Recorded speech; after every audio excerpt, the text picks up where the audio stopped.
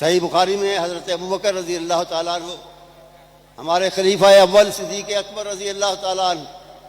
ان کا فرمان موجود ہے، انی اخشا ان ترکت شیئا من امرہ ان ازیغ، میں ڈرتا ہوں کہ میں نبی اکرم صلی اللہ علیہ وسلم کی باتوں میں سے ایک بھی بات کو چھوڑ دوں، ایک بھی بات کو، تو میں گمراہ ہو جاؤں۔ یہی بات اپنے انداز میں، اپنے الفاظ میں حضرت عمر نے فرمائی، صحیح مسلم میں موجود ہے، فرمایا لا نترک کتاب اللہ و سنت رسول، ہم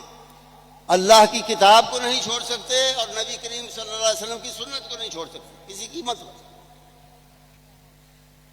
اور الفاظ کے تھوڑے سے فرق کے ساتھ حضرت علی رضی اللہ تعالیٰ عنہ نے فرمایا، ہمارے مشہور عالم امام ابن حزم نے الاحکام میں آپ کا یہ قول نقل کیا ہے۔